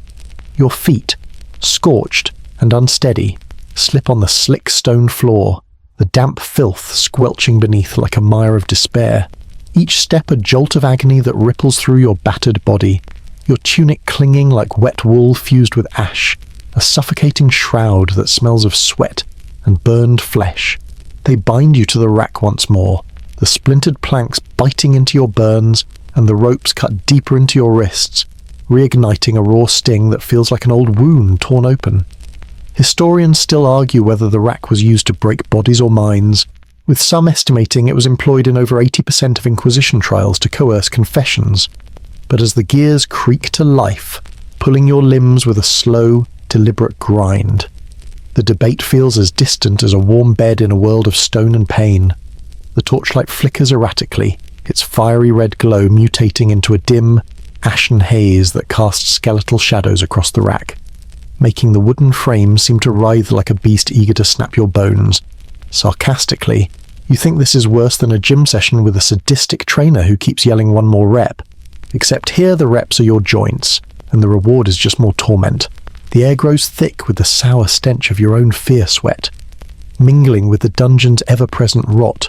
and the wet wool sensation of your tunic amplifies every throb of pain. a sensory struggle that makes your skin crawl as if the filth itself is alive absurdly. Some racks were fitted with spiked rollers, a tidbit revealing medieval torturers' love for adding extra cruelty, as if stretching wasn't enough without a side of puncture wounds. Your muscles scream as the ropes tighten, joints popping with a sickening crack that echoes like dry branches snapping in a storm, and the chill of the stone floor seeps up through the wood, clashing with the lingering heat of your burns to create a feverish shiver that racks your body. Zoom out for a moment, and the dungeon sprawls like a vast graveyard of hope, its stone veins pulsing with the silent cries of those stretched before, their suffering a dark hymn to an era that weighed truth in screams. The Inquisitor's voice drones on, demanding names of fellow heretics, each word punctuated by the relentless drip-drip from the ceiling, a torturous rhythm that syncs with the throbbing in your spine, worse than being stuck in a never-ending Zoom meeting with a boss who won't stop talking, where you can at least mute the sound. Here the sound is your own pain, amplified by the rack's merciless pull. A shocking jolt erupts as your shoulders strain beyond their limits, sending a white-hot pulse through your core, and empathy surges for the countless others who lay here, their faces flashing in your fevered mind, hollow-eyed, defiant, or broken. Their spirits a lightly dramatized echo in the flickering gloom, a sad reminder that innocence was no shield in a system built on suspicion. But a twist emerges in the shadows, a guard's silhouette lingers longer than usual, his eyes glinting with something softer, almost human, and you catch whispers from the cell's corners, faint scratches on the stone that hint at allies among the oppressed historians note that some prisoners formed secret networks, passing messages in code to plan escapes, a fact that stirs a spark of hope as the guard slips a small object into your bound hand, a jagged piece of metal, perhaps a makeshift key. Sarcastically, you muse that this is humanity's twisted version of a team-building exercise, where trust is built with whispered plans and the stakes are your life, and the torchlight dims, its ashen haze now pulsing like a fading heartbeat, mocking your trembling resolve. Your fingers close around the metal, its cold edge biting into your palm, adding fresh blood to the sensory assault, and the chill deepens into a bone-deep ache that clashes with the warm trickle down your wrist, making you shiver uncontrollably as the injustice burns hotter than any flame lightly. You imagine the faces of those who scratched their defiance into the stones, their voices blending with the dripping water, urging you to hold on as the guard's nod becomes a silent promise of rebellion. The Inquisitor pauses, wiping his brow with a rag that smells faintly of sour ale and rust, perhaps used to clean the rack's gears, and you catch a ragged breath. The pain a searing pulse that makes your vision swim, the shadows writhing like spectres eager for your collapse but now tinged with a hint of possibility, the wet wool of your tunic, soaked with blood, sweat, and ash, clings like a cruel shroud, and the metallic tang blends with the smoky stench of your own scorched flesh. A sensory struggle that threatens to drown your resolve in a sea of agony. Yet the jagged metal in your hand feels like a lifeline, a fragile thread of hope woven through the torment, and you sense the dungeon's iron grip loosening. If only slightly historians note that some escapes were aided by sympathetic guards, bribed or swayed by shared suffering, a fact that fuels your defiance as you palm the metal tighter, its edges cutting deeper but grounding you in purpose. Sarcastically, you think this is like finding a Wi-Fi signal in the middle of a blackout, a faint chance to connect with freedom, and the torchlight flickers erratically, its ashen glow now tinged with a faint silver, as if reflecting the metal in your hand. The injustice of it all burns hotter than the pain. Knowing this wasn't just punishment, but an experiment in human limits, a medieval precursor to breaking spirits for control lightly, you imagine the whispers of those who escaped, their spirits urging you to act, their faces etched into the dungeon's stones like silent allies. The rack's gears pause, the ropes slackening just enough to let you breathe, and the guard's silhouette lingers in the corner, his presence a quiet rebellion against the Inquisitor's tyranny. As the torchlight fades further, swallowed by the dungeon's gloom, the metallic tang blends with the sour stench of your own blood, and a psychological chill pierces through the pain, whispering that this fractured resolve, bolstered by hidden allies, is the first step toward freedom, leaving you to wonder what fresh hope or betrayal awaits in the flickering shadows, where the maiden's thorns promise to crack open a new path. The Iron Maiden's doors groan open with a reluctant screech, the spikes retracting just enough to release their grip on your battered skin, and a cool breeze whispers through the crack, carrying the faint scent of fresh air from some hidden vent above, cutting through the metallic tang that has choked the dungeon for so long, now fading into a dull, coppery residue on your tongue, as if the torment itself is exhaling its last breath. Your legs buckle as the guards wait. Not the Inquisitor's men this time, but allies in disguise, their faces shadowed but eyes glinting with a shared defiance pull you free. The damp filth on the floor squelching under your blistered feet like a reluctant mud that finally yields, each step a wobbly triumph that sends jolts of lingering pain through your pierced and burned flesh. Your tunic, that wet wool shroud soaked with blood, sweat, and ash, now hanging loose like a defeated flag, its weight lifting as the chill mutates into a refreshing draft that soothes your fevered skin rather than gnaws at it. The torchlight flickers brighter for a moment, its ashen haze evolving into a steady golden glow that illuminates the hidden key in the guard's hand. The one who nodded earlier, his rough palm pressing it into yours with a grunt that sounds almost like encouragement. Historians still argue whether dungeon escapes were rare miracles or more common than records admit, with some estimating that sympathetic guards aided up to 20% of prisoners during the Inquisition, often swayed by bribes or shared humanity. But as the key turns in a concealed lock on the maiden's base, revealing a narrow passage behind it, the debate feels as irrelevant as debating the colour of chains when freedom beckons. You stumble forward into the tunnel, the cool stone walls brushing your arms with a gentle cold that feels like a balm after the heat and spikes, the air growing fresher with each breath, carrying hints of earth and distant rain instead of rotten blood. Sarcastically, you think this is better than finding an Uber after a bad concert, where the ride home feels like salvation, but here the ride is your own feet, and the destination is life itself.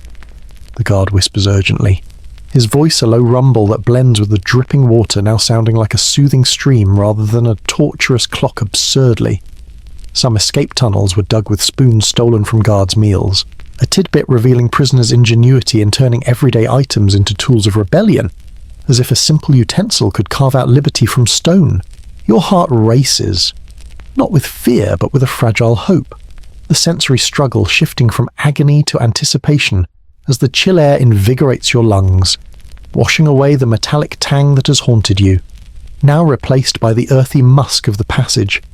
Zoom out for a moment, and the dungeon recedes like a fading nightmare, its stone labyrinth giving way to the vast world above, where justice evolves slowly, from medieval shadows to modern courts that echo these horrors in subtler forms, a poetic reminder that humanity's path is paved with the bones of the oppressed. The guard leads you onward, his torch weight, not the flickering one of torment, but a new, steady flame that casts warm shadows ahead, revealing scrawled messages on the walls, codes from previous escapees, their words a twist of fate that connects you to a chain of defiance stretching back through the cells. Worse than navigating a crowded airport during holiday rush, where you follow signs to freedom. Here the signs are etched in desperation, guiding you through twists and turns that echo the maiden's thorns, now left behind as harmless memories. A shocking rush of cool air hits you as the passage slopes upward, carrying the faint scent of pine from the world outside, and empathy swells for those who scratch these walls, their faces flashing in your mind, defiant rebels, not broken victims, their spirits a lightly dramatized force that bolsters your steps, a sad undercurrent knowing many never made it this far, their bones lost in the gloom. The wet wool of your tunic begins to dry in the breeze, its weight lightening like a burden shed, and the injustice that burned so hot now cools into resolve. Knowing this escape isn't just luck, but a testament to human resilience against experiments in cruelty. Historians note that some guards turned allies after witnessing too much suffering, their consciences cracking like the maiden's doors, a fact that humanizes the shadows as your guide pauses, pointing to a grate above where moonlight filters through. Sarcastically, you muse that this is humanity's twisted version of a Prison Break movie, where the heroes are ordinary souls and the plot twist is kindness in the dark, and the torchlight softens, its golden glow now a beacon rather than a harbinger, illuminating the grate's rusted bars that yield to the hidden key. Your fingers fumble with the lock, the cold metal biting into your palms but feeling like victory, and as it clicks open, the chill air rushes in fully, carrying echoes of modern justice's slow evolution from trials by ordeal to rights enshrined in law, a reminder that progress builds on these hidden paths. The guard urges you upward, his voice blending with the dripping water that now sounds like a gentle rain, and you climb, the sensory struggle transforming into exhilaration as the dungeon's grip loosens, the metallic tang dissipating into the night air's clean crispness. Lightly, you imagine the faces of those who escaped before, their whispers carried on the breeze, urging you to run, their defiance a spark that ignites your own. The injustice fades like a bad dream, replaced by the thrill of possibility, and as you emerge into the moonlight, the torchlight behind dims to a faint ember, the shadows of the dungeon receding like defeated spectres, yet a psychological chill lingers, whispering that freedom is fragile, the thorns of the past still echoing in the world above, leaving you to wonder what shadows might follow as the maiden's prison cracks apart, revealing a path where justice's distant dawn promises to wash away the night's horrors in a soft, emerging light. The moonlight spills through the grate above as you crawl out of the tunnel, your hands scraping against rough earth that smells of damp soil and freedom, a stark contrast to the metallic tang that haunted the dungeon's depths, now fading into a faint coppery memory on your tongue as the cool night air wraps around you like a gentle embrace, soothing your blistered skin. Your tunic, still clinging like wet wool but drying in the breeze, feels lighter, as if shedding the weight of the dungeon's despair, and your feet, raw and scorched, stumble onto soft grass that cushions each step, a sensory relief that makes your heart pound with fragile hope. Though the lingering ache in your limbs reminds you of the torment left behind, you pause, crouched in the shadow of a gnarled tree, its branches swaying in the wind like silent sentinels, and the guard who aided your escape, his face now visible. Weathered but kind whispers to keep moving, his voice blending with the rustling leaves that sound like a chorus of encouragement. Historians still argue whether such escapes were rare acts of defiance, or more common than records suggest, with some estimating that sympathetic guards helped up to 30% of prisoners slip through cracks in the Inquisition's iron grip. But as you glance back at the dungeon's distant silhouette, a hulking shadow against the moonlit hill, the debate feels as irrelevant as a forgotten song when survival is your melody. The torchlight from below is gone, replaced by the silver glow of the moon, mutating the dungeon's ashen haze into a soft, ethereal light that bathes the world in possibility. Sarcastically, you think this is better than sneaking out of a bad date, where the worst you'd face is an awkward text, but here the stakes are your life, and the thrill of escape is sweeter than any rom-com ending. The air carries the scent of pine and distant rain, washing away the sour stench of blood and ash, a sensory shift that makes your lungs expand with greedy breaths absurdly. Some escapees use stolen candle wax to mark their paths, a tidbit revealing their ingenuity in turning the dungeon's own tools into beacons of freedom, as if light itself could be bent to their will. Your legs tremble as you move, each step a battle against the pain that pulses through your burns and wounds. But the cool breeze soothes like a balm, easing the feverish flush that once clashed with the dungeon's chill. Zoom out for a moment,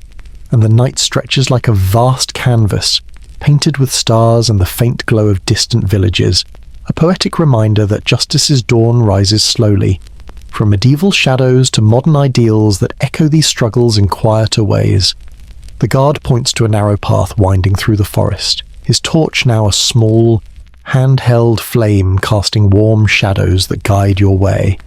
A twist of fate that ties you to those who fled before, their scratched messages now replaced by whispered directions, worse than navigating a packed music festival with no map, where you follow the crowd to safety. Here the crowd is one man, and the map is his murmured plan. A shocking rush of adrenaline surges as you hear distant shouts pursue us from the dungeon, their torches flickering like angry fireflies, and empathy swells for those who ran this path, their faces flashing in your mind, defiant rebels whose spirits fuel your own, a lightly dramatized echo of courage that makes your chest ache with shared resolve. A sad undercurrent knowing many fell just short of freedom's edge, the wet wool of your tunic, now stiff with drying blood and sweat, brushes against your skin, less suffocating but still a reminder of the torment you've endured, and the injustice that burned so hot now cools into determination. Knowing this escape wasn't just luck, but a testament to human resilience against experiments in cruelty. Historians note that some escapees became folk heroes, their tales whispered in taverns, a fact that bolsters your steps as you clutch the jagged key, its cold edge a grounding anchor. Sarcastically, you muse that this is humanity's twisted version of an escape room, where the puzzles are your own survival and the prize is another sunrise, and the moonlight softens, its silver glow now a gentle guide, illuminating the path ahead like a promise kept. Your hands, raw from gripping stone and metal, tremble as you push through brambles, their thorns a faint echo of the maiden's spikes, and the cool breeze carries the scent of freedom, washing away the metallic tang entirely, leaving only the earthy musk of the forest. The guard pauses, his torch flickering low, and points to a distant stream, its soft gurgle blending with the rustling leaves, a soothing rhythm that replaces the dungeon's torturous drip-drip lightly. You imagine the faces of those who reach this point, their whispers carried on the wind, urging you to keep running, their defiance a spark that ignites your own. The injustice fades like a distant nightmare, replaced by the thrill of possibility, and as you move toward the stream, the moonlight bathes you in a silver light, the shadows of the dungeon receding like defeated spectres. Yet a psychological chill lingers, whispering that freedom is fragile, the thorns of the past still echoing in the world beyond. And as you step into the stream's cool embrace, the water washing away the last of the dungeon's filth, you wonder what shadows might follow as the torments wither, leaving only the promise of a dawn where justice's light might finally burn away the night's horrors in a soft, enduring glow. The stream's cool waters lap at your ankles, washing away the last traces of the dungeon's filth, and you stumble onto the grassy bank, your breath steadying as the night air carries the scent of pine and distant wildflowers, a cleansing balm that erases the metallic tang of blood and ash, leaving only a faint, earthy musk that fills your lungs with the promise of freedom. Your tunic, once a wet wool shroud soaked with sweat and torment, now hangs loose, drying in the gentle breeze, its weight no longer a suffocating burden, but a fading reminder of the horrors left behind, and your blistered feet find soft earth, each step a quiet triumph over the searing pain that once defined your world. The moonlight bathes you in a silver glow, its soft light weaving through the trees like a gentle guide.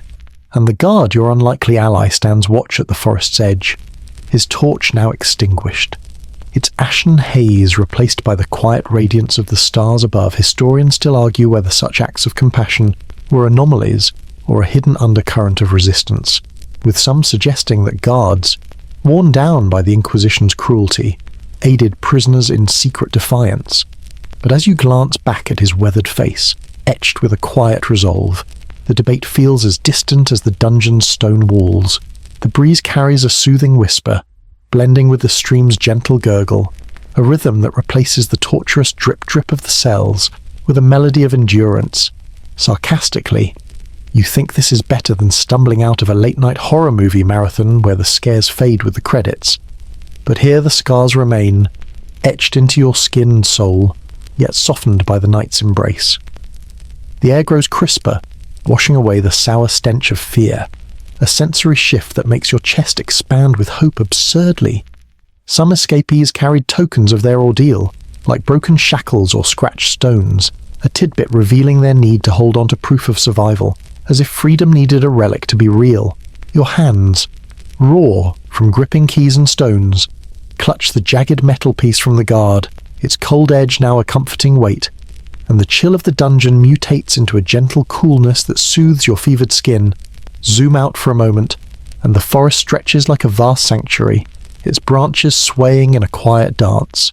a poetic reminder that humanity's cruelty is but a shadow against the enduring light of resilience, echoing in modern struggles for justice that carry the whispers of these medieval nights. The guard motions you forward, his silhouette fading into the trees, and you move toward a distant village, its faint lights flickering like stars fallen to earth, a twist that ties you to those who fled before, their scratched codes now replaced by the path beneath your feet. worse than navigating a crowded mall during a sale, where the goal is a bargain. Here, it's a new dawn, and the stakes are your life. A shocking rush of relief surges as the shouts of pursuers fade, swallowed by the forest's silence, and empathy swells for those who reach this point, their faces flashing in your mind rebels who ran, their spirits a lightly dramatized force that bolsters your steps, a sad undercurrent knowing many fell just short of this moment, their bones lost in the shadows, the wet wool of your tunic, now nearly dry, brushes lightly against your skin, a reminder of the torment you've shed, and the injustice that burned so hot now cools into a quiet determination. Knowing this escape wasn't just luck, but a testament to the human spirit's refusal to break. Historians note that some escapees became legends, their tales sung in taverns, a fact that fuels your resolve as you clutch the metal tighter, its edges grounding you in purpose. Sarcastically, you muse that this is humanity's twisted version of a victory lap, where the race was through hell and the prize is simply breathing, and the moonlight softens, its silver glow now a gentle blanket, wrapping you in a calm that feels like a long-lost friend. Your legs, still trembling, carry you forward, the pain a distant echo, and the breeze carries the scent of freedom, washing away the last of the dungeon's rot.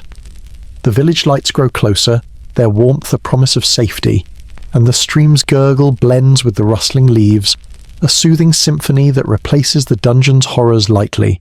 You imagine the faces of those who survived, their whispers carried on the wind, urging you to keep moving, their defiance a spark that ignites your own. The injustice fades like a nightmare dissolving at dawn, replaced by the thrill of survival, and as you step into the village's edge, the moonlight bathes you in a final glow, the shadows of the dungeon receding like defeated ghosts. Yet a psychological chill lingers, a soft whisper that freedom is a fragile gift, the thorns of the past still echoing in the world beyond. And as you sink to the grass, exhaustion pulling you towards sleep, the lessons of endurance drift like autumn leaves in the lifting fog, leaving you to wonder if the dawn will hold its promise or if new shadows wait to test your hard-won resolve. The village's faint lights flicker like fireflies as you stumble into its outskirts, your breath ragged but steady, the cool grass beneath your blistered feet a soft embrace that contrasts the dungeon's brutal stone, and the night air wraps around you with the scent of warm bread and distant hay, washing away the metallic tang of blood and ash, leaving only a faint earthy musk that fills your lungs with a promise of safety. Your tunic, once a wet wool shroud heavy with sweat, blood, and torment, now hangs loose, nearly dry in the gentle breeze, its weight a fading echo of the horrors you've left behind. Though your limbs still throb with the memory of spikes and flames, each step a quiet victory over the pain that wants to find your existence. You duck into a shadowed alley, the wooden walls of the village huts rough under your raw palms, and a kindly woman, her face etched with lines like a map of hard years, beckons you into her home, her eyes glinting with a knowing warmth that speaks of shared survival. Historians still argue whether medieval villages often sheltered escapees or turned them away out of fear, with some suggesting up to 40% of fugitives found refuge in rural hamlets, their anonymity a shield against the Inquisition's reach. But as she presses a clay cup of warm broth into your trembling hands, the debate feels as distant as the dungeon's iron grip, replaced by the tangible heat of human kindness. The broth's steam rises, carrying a faint, savoury tang that drowns the last of the metallic taste, a sensory shift that soothes your throat like a balm. Sarcastically, you think this is better than crashing at a friend's place after a bad breakup, where the couch is lumpy but safe, but here the safety is a fragile gift, wrapped in the quiet of a village that hums with life yet harbours its own shadows. The woman's hearth casts a golden glow, its light a softer cousin to the dungeon's torchlight, now mutating into a warm, flickering dance that paints the room with hope absurdly. Some escapees carried dungeon dirt in their pockets as talismans, a tidbit revealing their need to hold on to the weight of survival, as if freedom needed a gritty anchor to feel real. Your legs tremble as you sit, the pain in your burns and wounds pulsing like a fading storm, but the broth's warmth spreads through you, easing the feverish flush that once clashed with the dungeon's chill. Zoom out for a moment, and the village sprawls like a quiet haven, its thatched roofs glowing under the moonlight, a poetic reminder that humanity's resilience blooms even in the shadow of tyranny, echoing in modern fights for justice, like the civil rights movement, where ordinary people defied oppressive systems with quiet courage. The woman speaks softly, her voice blending with the crackling hearth, a soothing rhythm that replaces the dungeon's torturous drip-drip, and she tells you her own story, a survivor of the rack, her wrists still scarred, her eyes carrying the weight of memories she's buried but never forgotten. Worse than scrolling through a true crime subreddit at midnight, where the stories are distant, here they're etched into her skin, a twist that ties you to a chain of survivors whose defiance outlasted the iron and fire. A shocking chill runs through you as she whispers of pursuers still hunting, their torches spotted on the horizon like vengeful stars, and empathy surges for those who hid here before, their faces flashing in your mind, rebels who ran, their spirits a lightly dramatized force that bolsters your resolve, a sad undercurrent knowing many were recaptured, their freedom snuffed out like a candle in the wind. The wet wool of your tunic, now fully dry, brushes lightly against your skin, a relic of torment transformed into a badge of endurance, and the injustice that burned so hot now cools into a quiet determination. Knowing your escape wasn't just luck, but a testament to the human spirit's refusal to break historians' note that some villages formed secret networks to shelter fugitives, passing coded messages in bread loaves or woven cloth, a fact that fuels your hope as the woman slips a small, carved stone into your hand, its surface etched with a symbol of resistance. Sarcastically, you muse that this is humanity's twisted version of an underground railroad, where the tracks are whispers and the conductors are scarred survivors, and the hearth's golden glow softens, its light now a gentle guide, illuminating the woman's face like a beacon of shared strength. Your hands, raw from gripping keys and stones, clutch the carved stone, its cool weight grounding you, and the night air carries the scent of freedom, washing away the last of the dungeon's rot. The village hums quietly, its sounds blending with the hearth's crackle, a door creaking, a child's soft laugh, the distant lowing of cattle forming a soothing symphony that drowns the dungeon's echoes. Lightly, you imagine the faces of those who survived, their whispers carried on the breeze, urging you to rest, their defiance a spark that ignites your own. The injustice fades like a nightmare dissolving at dawn, replaced by the warmth of the hearth and the woman's quiet resolve. And as you sink into a straw-filled pallet, the moonlight filters through a small window, its silver glow wrapping you in a calm that feels like a long-lost friend. Yet a psychological chill lingers, a soft whisper that freedom is fragile. And as you drift towards sleep, a sudden nightmare grips you. Flashes of the maiden's spikes, the pear's bloom, the bulls roar, their shadows clawing at your mind, a reminder that the dungeon's horrors live on in memory. The woman's voice cuts through, soft but firm, urging you to breathe, and the hearth's glow steadies, its warmth pushing back the nightmare's chill. Worse than waking from a bad dream to a cold apartment, where you can flip on a light.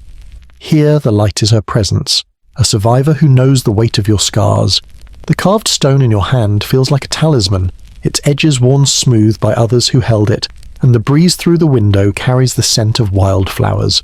a final cleansing of the dungeon's rot. Historians note that some survivors became quiet leaders, their stories shaping communities that resisted oppression, a fact that grounds you as you clutch the stone tighter, its weight a promise of endurance. Sarcastically, you think this is like finding a support group in the middle of a horror movie, where the therapy is survival and the healing is shared silence, and the hearth's glow softens further, its light now a gentle blanket, wrapping you in a calm that feels like home. The village's sounds fade, the hearth's crackle blending with the breeze into a lullaby that cradles your thoughts, and the pain in your limbs dissolves into a distant ache. Like a storm passing over the horizon, the lessons of endurance linger, not as screams but as whispers, reminding you that strength is born in the quiet moments after the fire, when the heart chooses to beat again. As your eyes grow heavy, the shadows of the past recede, the thorns of injustice fading into the earth, leaving only the soft hum of survival, a melody that carries you towards sleep, where the dawn's promise whispers its tender hope. The village woman's hearth dims to embers as you slip out into the night, her whispered warnings echoing in your ears like a fading lullaby, and you venture deeper into the forest, the cool grass giving way to a winding path lined with ancient oaks whose branches arch overhead like protective arms, their leaves rustling softly in the breeze that carries the scent of dew-kissed earth and distant wood smoke, a cleansing aroma that finally erases the last vestiges of the metallic tang from your tongue, leaving only a faint, sweet aftertaste of wild berries plucked from bushes along the way. Your tunic, now fully dry and light against your skin, no longer a wet wool burden but a simple garment whispering of survival, brushes gently with each step, the fabric softened by the night's caress as your blistered feet find purchase on the soft, loamy soil. Each movement a quiet affirmation that the dungeon's chains are broken, though the lingering ache in your limbs serves as a subtle reminder of the thorns that once pierced your resolve. You pause at a clearing, the moonlight spilling like liquid silver across a small glade where fireflies dance in lazy spirals, their glow a gentle mutation of the dungeon's torchlight, now transformed from a harbinger of pain to a serene lantern, guiding your thoughts toward reflection. Historians still argue whether medieval escapees often found solace in hidden forest communities or wandered alone until they reinvented themselves, with some suggesting that up to 50% integrated into rural life under new names. But as you spot a cluster of makeshift huts ahead, flickering with candlelight, the debate feels as distant as the Inquisitor's rasping voice, replaced by the tangible pull of shared humanity. The air grows warmer with the scent of baking bread and herbal teas, washing away the sour stench of fear that clung to you like a shadow, a sensory shift that makes your chest expand with a deep, unhurried breath. Sarcastically, you think this is better than stumbling into a late-night diner after a red-eye flight, where the coffee is weak but the company is real. But here, the company is survivors, and the brew is stories steeped in endurance. The group gathers around a low fire, their faces illuminated by its golden flicker, and one man, his hands scarred like yours from ropes and irons, beckons you closer, his voice a low rumble that blends with the crackling logs into a soothing rhythm absurdly. Some escapees fashioned crude maps from bark and berry ink, a tidbit revealing their resourcefulness in turning nature's gifts into tools of navigation, as if the forest itself conspired against the stone prisons below. Your legs fold beneath you as you sit among them, the pain in your burns and wounds pulsing faintly now, eased by the fire's warmth that clashes no longer with chill, but harmonizes with the night's gentle coolness. Zoom out for a moment, and the glade expands into a vast tapestry of resilience, woven from the threads of those who fled the Dark Ages. There escapes a quiet rebellion that echoed through history, influencing modern pursuits of justice like the American abolitionists who drew inspiration from tales of hidden paths and secret allies. The man speaks of his own ordeal, stretched on the rack until his joints sang with agony, his confessions forced but later recanted in the light of freedom, and you feel a pang of empathy, his scarred hands mirroring your own, a lightly dramatized bond that makes the fire's glow seem brighter, a sad undercurrent knowing that for everyone who sits here, 10 others perished in the shadows. The breeze stirs the embers, carrying sparks upward like fleeting stars, and the wet wool memory of your tunic fades entirely, replaced by the dry warmth of a borrowed cloak draped over your shoulders, worse than joining a support group where everyone shares their worst day. But here the sharing heals, turning pain into purpose. A woman across the fire shares her tale of the pair's bloom,